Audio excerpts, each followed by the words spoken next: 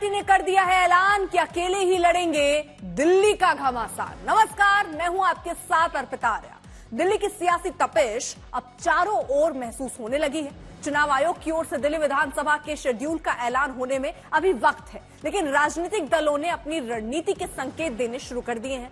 दिल्ली के पूर्व सीएम अरविंद केजरीवाल के इस ऐलान के बाद कि वो अकेले ही 70 सीटों पर चुनाव लड़ेंगे, ये तय हो गया है कि दिल्ली की लड़ाई इस बार भी त्रिकोणीय होगी।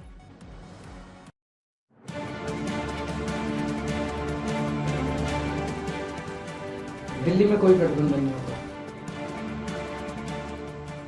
ये वो ऐलान था जिसका हर किसी को इंतजार था।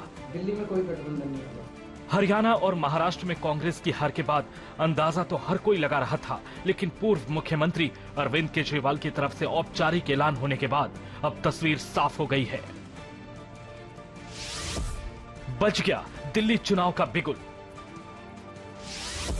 चरम पर पहुंचा आरोप प्रत्यारोप का शोरगुल। आप कांग्रेस और बीजेपी में बढ़ी चुनावी हलचल।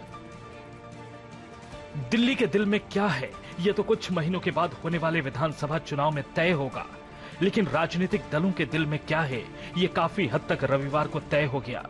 अरविंद केजरीवाल ने साफ साफ ऐलान कर दिया कि आने वाले विधानसभा चुनाव में वो किसी के साथ हाथ नहीं मिलाएंगे, कोई गठबंधन नहीं होगा, यानी आम आदमी पार्टी अकेले अपने ही दम पर चुनाव में उतरेगी। विधानसभा चुनावों की अब सुगबुगाहट शुरू हो गई है, गठबंधन की लगातार बातें चल रही हैं, तो क्या दिल्ली में कोई गठबंधन नहीं होगा? विधानसभा चुनावों की अब सुगबुगाहट शुरू हो गई है, गठबंधन की लगातार बातें चल रही हैं, तो क्या दिल्ली में कोई गठबंधन नहीं होगा? वैसे भी पार्टी के ज्यादातर नेता कांग्रेस के साथ तालमेल के हक में नहीं थे। लोकसभा चुनाव में भी कांग्रेस के साथ चुनावी मैदान में उतरने का आम आदमी पार्टी को कोई फायदा नहीं हुआ था। अब आम आदमी पार्टी पूरे दमखम के साथ 70 की 70 सीटों पर अपनी ताकत आजमाएगी। पार्टी ने कई उम्मीदवारों का ऐलान भी कर दिया है। जब से अरविंद केजरीवाल जी पदयात्राएं कर रहे हैं, दिल्ली वालों के बीच पैदल चल के उनसे मिल रहे हैं, हाथ मिला रहे हैं, भारतीय जनता पार्टी को नींद आनी बंद हो गई है। उनको दोबारा तीसरी बार दिल्ली में हार नजर आ रही है, और जब आदमी हारता है तो बेईमानी करता है।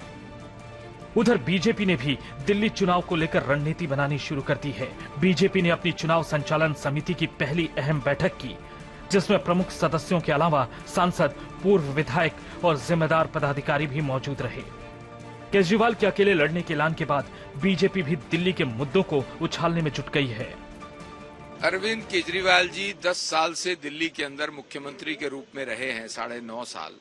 अभी भी उन्हीं की सरकार है, आतिशी उन्हीं की खड़ा हूं मुख्यमंत्री है।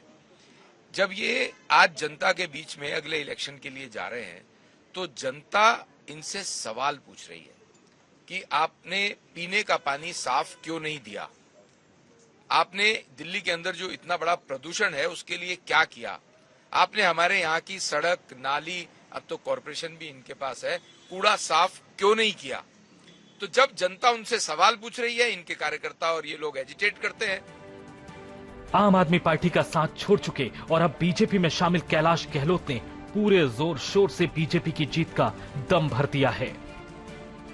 इस बार आई थिंक दिल्ली वासियों ने ये पूरा मन बना लिया है। कांग्रेस चाहे अलायंस करें आम आदमी पार्टी के साथ ना करें, उससे कोई खास फर्क नहीं पड़ने वाला।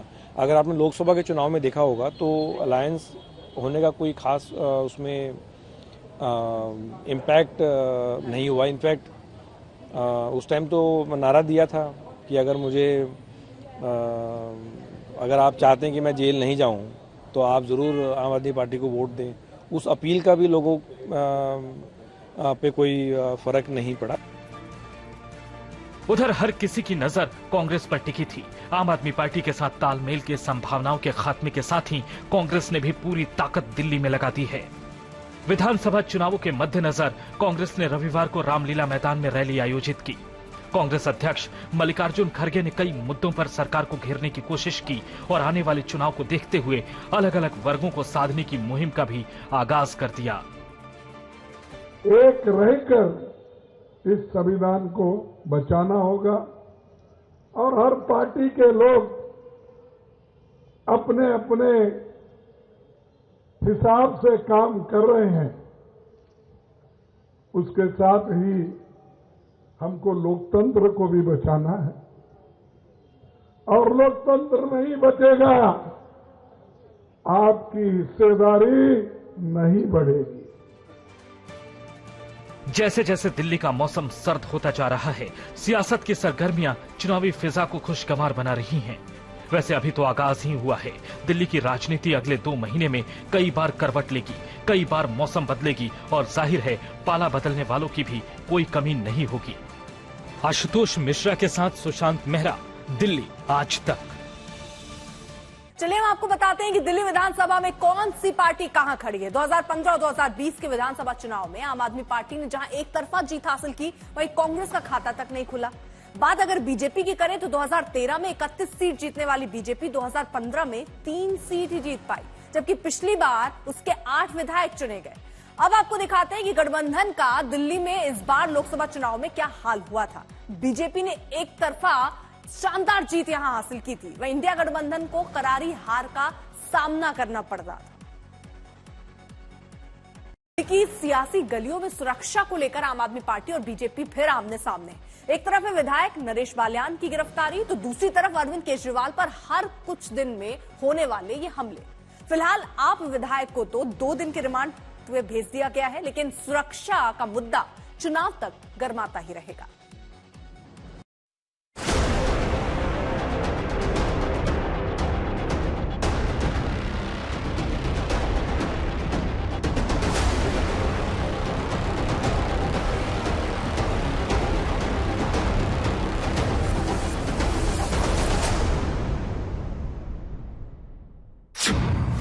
गिरफ्तार आप विधायक पर बढ़ा सियासी पारा, दिल्ली में सुरक्षा बना बड़ा सियासी नारा।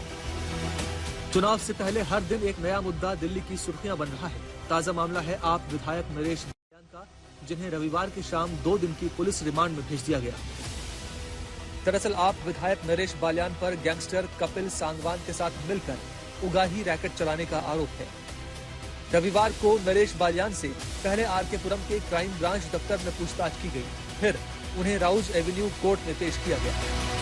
दिल्ली पुलिस क्राइम ब्रांच ने आम आदमी पार्टी के विधायक नरेश बाल्यान को गिरफ्तार किया। आप देख पा रहे हैं इस वक्त जो नरेश बाल्यान है वो बकायदा क्राइम ब्रांच की कस्टडी में आप साफ देख पा रहे हैं, और यहाँ से अब जो नरेश बाल्यान है उसको कोर्ट में पेश करने के लिए लेकर जाया जा रहा है। नरेश बाल्यान को आरोप है जो दिल्ली का कुख्यात गैंगस्टर है कपिल सांगवान उर्फ नंदू, उसके साथ आपराधिक गठजोड़ का, और उसी आरोप में क्राइम ब्रांच की टीम ने नरेश बाल्यान को गिरफ्तार किया है। और आप देख पा रहे हैं बकायदा नरेश बाल्यान को कोर्ट में पेश करने के लिए ले जाया जा रहा है। भारत से फरार होकर लंदन में बैठे दिल्ली के कुख्यात गैंगस्टर कपिल सांगवान उर्फ नंदू से बातचीत का ऑडियो क्राइम ब्रांच को मिला था।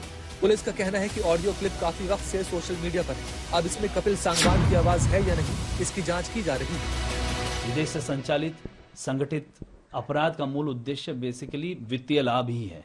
ऐसे में यदि अगर संगठित अपराध की कमर तोड़नी है तो इनके वित्तीय प्रबंधन के विरुद्ध कानूनी कार्रवाई को अमल में लाना सबसे जरूरी है। इसी कड़ी में नरेश बाल्यान प्रथम दृष्टि में एक अहम किरदार दिखते हैं। अब अन्वेषण में नंदू की आवाज की पुष्टि की जा रही है और नरेश बाल्यान के नंदू के साथ की इस रिकॉर्डिंग से संबंधित एक्सटॉर्शन से आ रही उगाही के अलावा क्या और भी किसी तरह के संबंध हैं और गतिविधियों में किस तरह से संबंधित है, इसका पता लगाया जाना, जिसके लिए प्रोफेशनल अन्वेषण जारी है।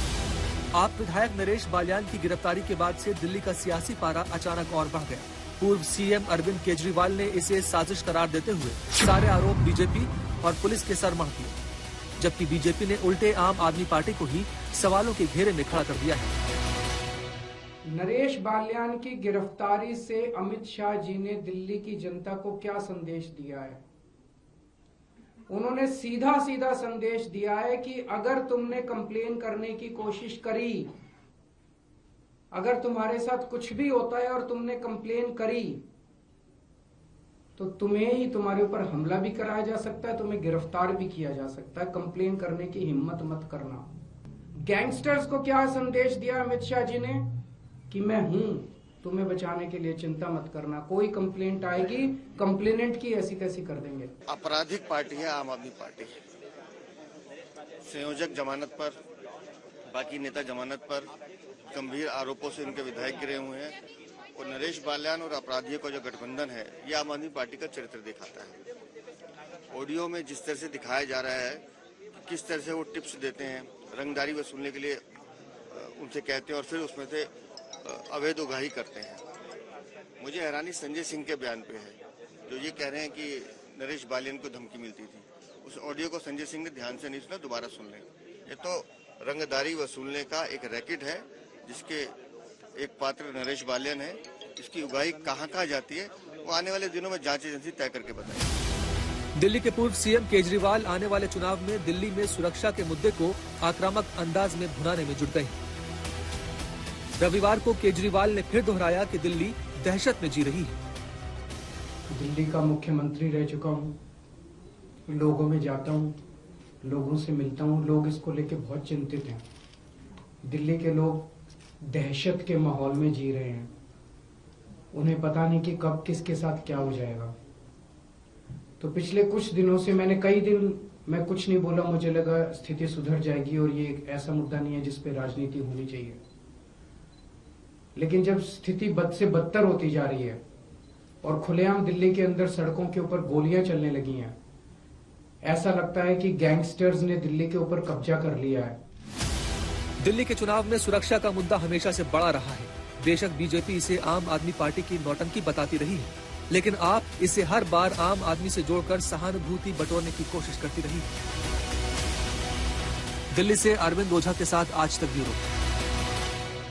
फिलहाल विशेष में आज के लिए बस इतना ही, लेकिन देश दुनिया की बाकी खबरों के लिए आप देखते रहिए आज तक।